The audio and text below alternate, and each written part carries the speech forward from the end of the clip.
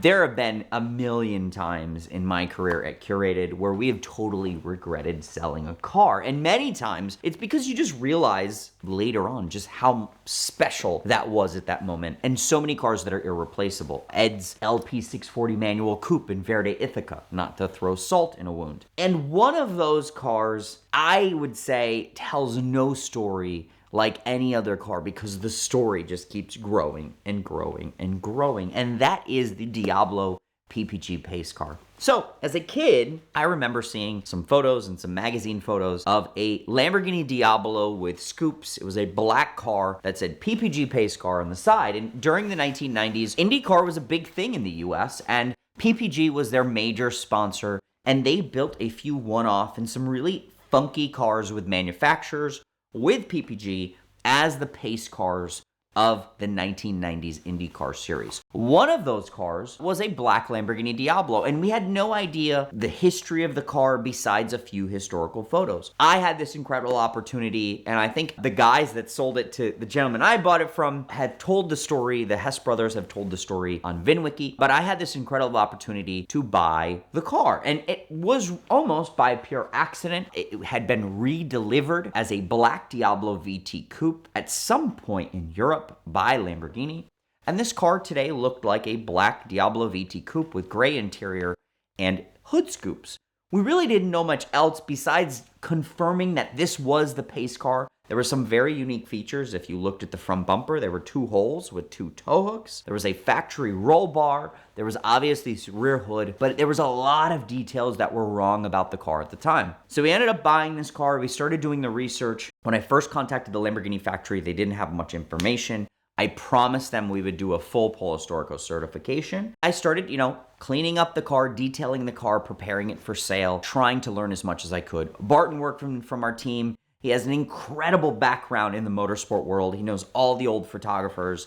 And immediately, he starts digging up some incredible photos. Now, in some of those photos, we noticed a lot of interesting things. We noticed, obviously, this light on the roof. We actually did a YouTube video where we promoted an award for someone that could help us find an original light. We found one of the original engineers, and he actually made us a brand new light, the exact spec to the way it was, brand new. And we met a lot of different people in the process. One of those people was a young guy that had taken videos of the car when it was racing at Laguna Seca back in the day. And looking at some of those videos, we noticed there was a Yota kit installed on the car, and no one had really understood why the car had a roof scoop. It was quite shocking to me because I had never knew that the factory had actually installed a factory race Yota kit on any other car but an SE30. As I start to publish historic photos, Steve Gleaner of Driven Exotics, who's one of the best Lamborghini technicians, I would say, in the world today, he's got an incredible facility, and he's been around Lamborghinis from day one. He started his career, I believe, at Milano Imports, which was Albertoni's service facility. Albertoni is a legend in the Lamborghini community. He was an authorized service and sales, I think, at some point in the 70s. He later became a service facility in California. I think it was Gilroy, California, and he did all the Countach's, Diablos, Miras.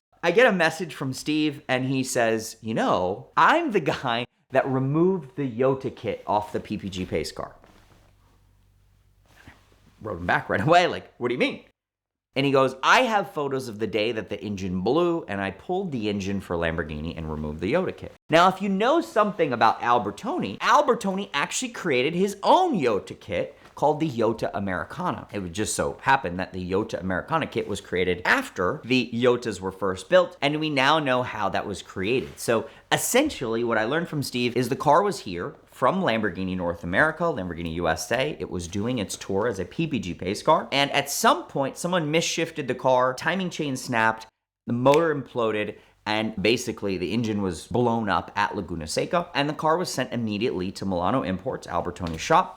Lamborghini asked Albertoni to remove the engine, install a new engine that they had sent from the factory, but this time without the Yota kit. Obviously, the Yota kit was about 100 horsepower or so, maybe a little bit less. So they were probably thinking in their head, okay, let's not put something so radical. The Yota kit was never installed back on the car, and it remained at Bertoni with Albertoni for basically the rest of his life. Now, I think it's obvious that Bertoni used that original kit to create his Yota Americana kit, and then the car finished its tour as a PPG pace car. What we didn't know is one day I see a post from an Instagram account of a Diablo pace car in Europe at the head of the FIA GT Championship in front of an F40 LM and all these incredible cars. And I'm like, wait a minute.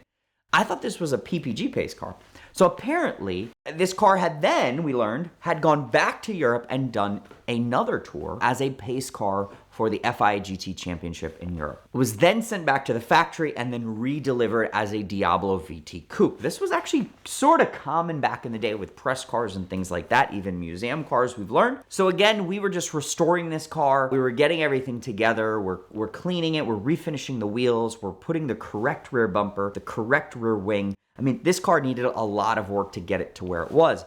I still didn't have the full story of why it was made or how it was made, but I knew, we wanted to get it to congruent as period photos as possible and deliver it to its next owner. In that process, we had learned from Steve as well that he believed that the Yota kit still existed. Put me with an incredible gentleman, Rob, and he told me, call him. I believe he still has the Yota kit from the car. Now, if you know anything about the Yota kit, it was a factory racing kit built for SE30s. At the time, I don't know the exact cost. It was very, very expensive. But at the time, these kits were pretty radical and very rare. It is believed there's maybe 30 kits in the world. We know there was about 1920 factory cars, and then other kits were installed at a later period on the cars.